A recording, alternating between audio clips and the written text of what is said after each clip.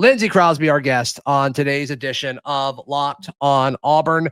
Jackson Arnold exceeded my expectations, and I think the rest of the SEC has to acknowledge him. The way that he was talked about for the majority of the offseason, the way that I think a lot of people wrote Auburn off because of Jackson Arnold, all of the attention that Deuce Knight got and said Deuce Knight would be starting by a certain point and all of that. And while all those guys could technically still be right at some point this season, I don't think any of them can be, there's no way they're as confident.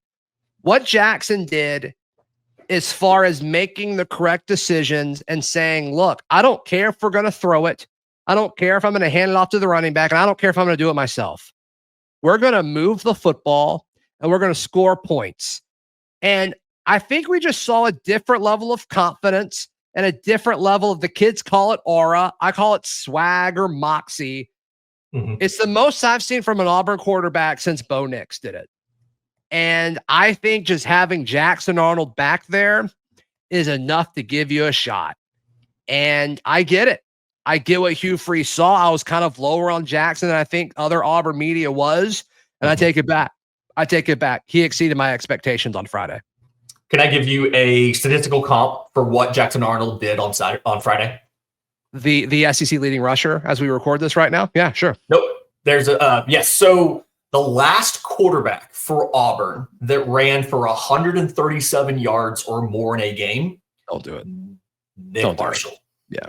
I'm not saying he's Nick Marshall. I'm not saying that.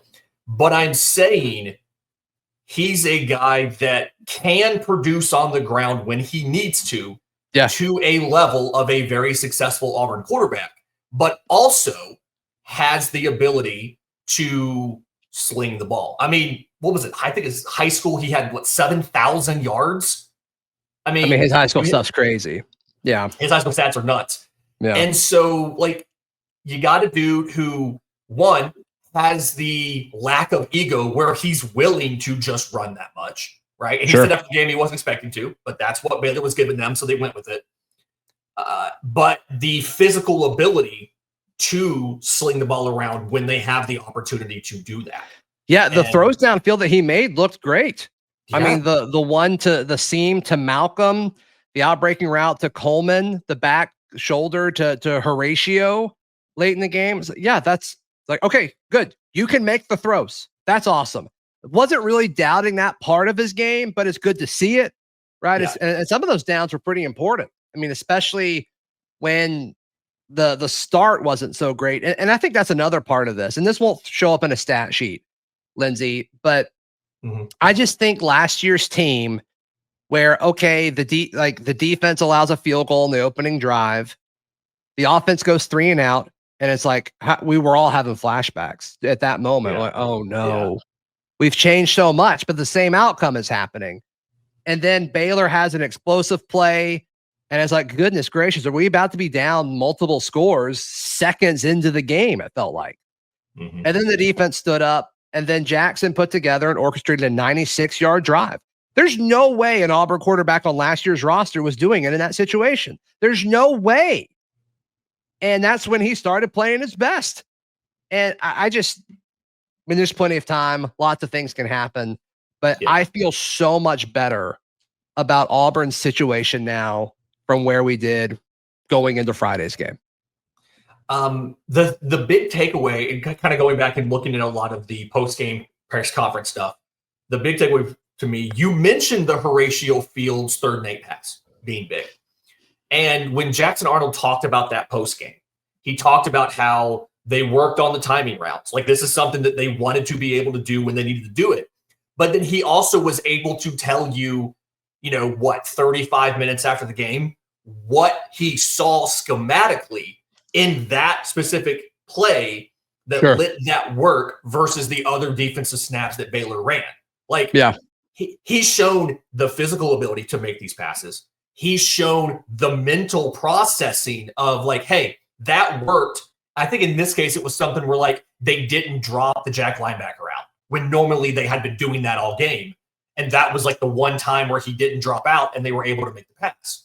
So I have zero concern about the passing offense because when you did see it was really good. He has the physical talent to make all these throws. And clearly, from a mental perspective, he's processing everything to the point of being able to identify, hey, this is the one time they didn't do that, and now I can complete this important pass to kill the clock. Like, right. He's more of a complete quarterback than I think Auburn's had in a long time. Right. It's there. It's there. Yeah. Everything's there, and you can see how they can add in that missing dimension of a 300-yard passing game if they need to, or if they're able to. Yeah. And there's going to be some teams now that see Jackson's ability to run.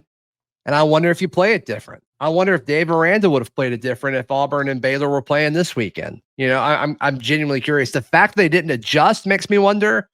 It's like he chose to pick his poison.